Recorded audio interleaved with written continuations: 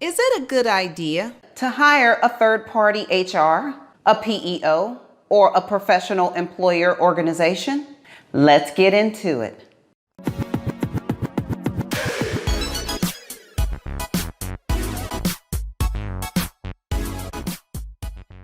This question was submitted to me by Gundog4314. So Gundog, here's my answer to your question.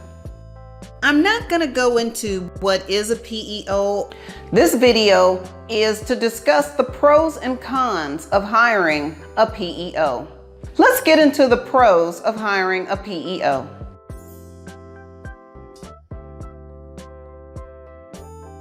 A PEO is an already set up, established HR department that your company, once you sign the contract and pay your fee, that's one thing you don't have to get bogged down with. You don't have to learn and understand a lot of the laws and guidelines associated with hiring an employee in your state.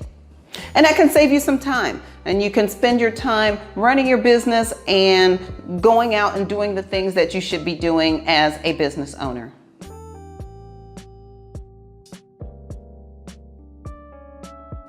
The PEO will take care of all of your payroll needs. All you need to do is click a button and your employees will receive their checks in whatever manner that employee selected, paper check or online deposit. And again, that depends on what benefits the PEO has with regard to how the employee would receive their paycheck.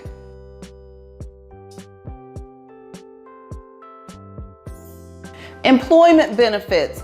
With some of these PEOs, you can get Fortune 500 type PEO benefits. Besides health insurance, life insurance, accident insurance, you can get things like adoption help. You can get job counseling. You can get substance abuse counseling, 401ks, all kinds of benefits. But getting those benefits depends on the type of PEO you would select. You could get some really great benefits and offer those to your employees. And that could be an incentive for an applicant to say, hey, I think I want to work at your company because you've got all these great benefits.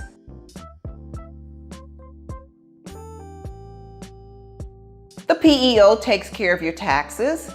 They take care of your employer taxes, your FICAs, your FUTAs, your SSI taxes. Not only does the PEO pay those taxes, they also file the tax returns. So that's one less thing you would have to do as a business owner.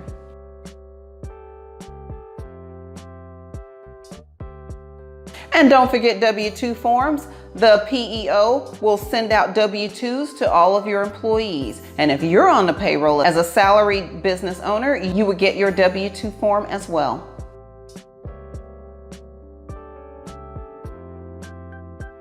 Having a PEO partner in your business can help you reduce employment liability.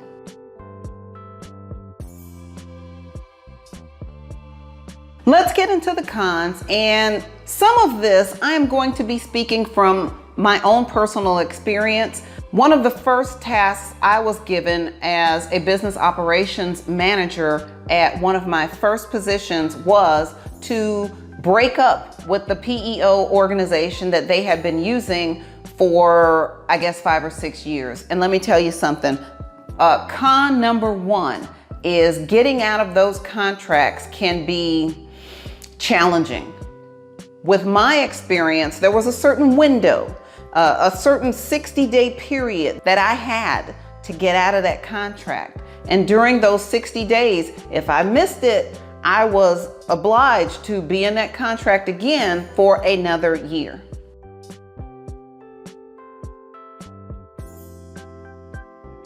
Will you be able to get copies of your employee files? Will you be able to make copies of those documents? What about the employee handbook? Will you be able to take that employee handbook with you? When I left the PEO that I was supposed to break up with, I was not able to get any of that information. I had to create a new handbook myself. So that means once that you break up with a PEO, for whatever reason, you're going to have to set up your own HR department. So the things you're trying to get out of doing now, You're going to have to eventually do it if you ever break up with that PEO organization.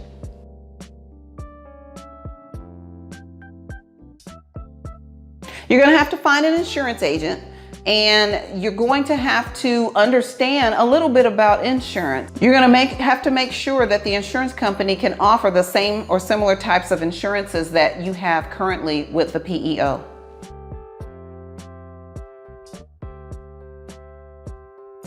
You don't have a lot of control with the PEOs, and in some contracts, depending on how it's written, the PEO has the authority to hire and or terminate an employee. So if you think you have a really great applicant and you want to hire them as an employee, that PEO may overrule you and say, for whatever reasons, we do not want you to hire that person.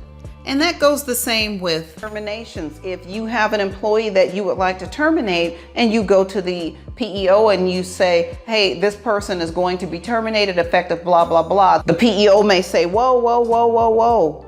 We don't think that that person should be terminated, and this is why, so don't terminate. And they can do that depending on what the contract states.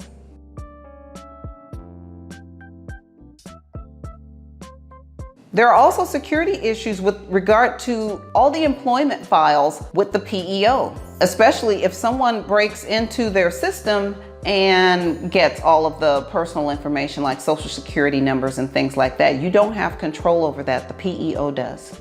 You also experience a lack of control with the employees and lack of control with regard to essential processes. And the fact that you don't have an internal HR department, that will put some drag time between you and any decisions that you might want to make.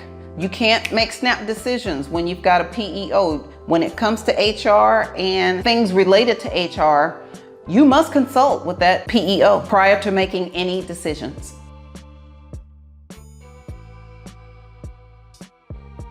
Let's talk about the cost for PEOs. Typically, a PEO, the cost for the PEO ranges from 3% to 15% of your gross salaries, and that's every paycheck. So you do the math and determine if that's something that your company can afford.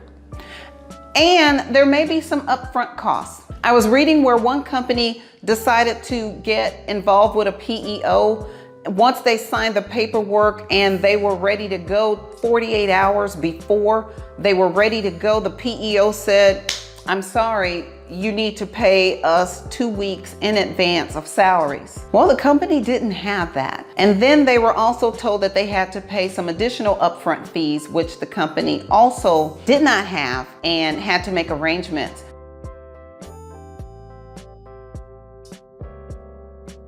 Back when I first started as a business ops man back in 2004, there was no such thing as co-employment, or at least it wasn't talked about from the legal standpoint.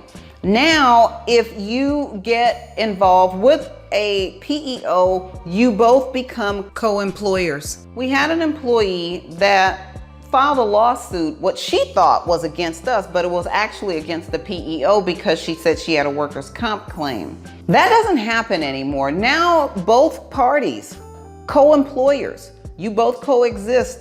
If there's a claim against one, there's a claim against the other. So you're not getting around any type of legal issues if you hire the PEO. You're both in it together, and you both settle it together.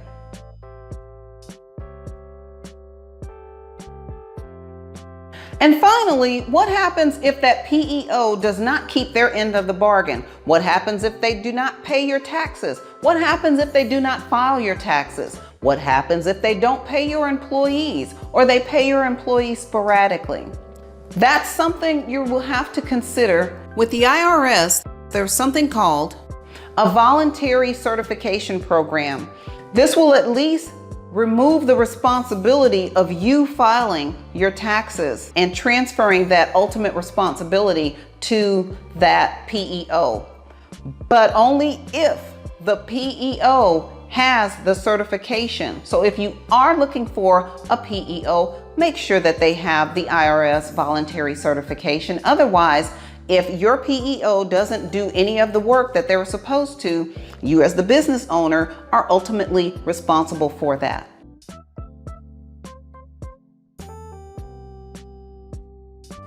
This is not an all-inclusive list of the pros and cons against a PEO. Is it a good idea to hire a PEO? It's up to your individual company and its unique situation. Use the information in this video as a guide to help you decide whether a PEO is right for your company. And if you, Gundog, or anyone has any more questions about PEOs, whether it's a good or bad idea, let me know in the comment section below. Thanks for watching.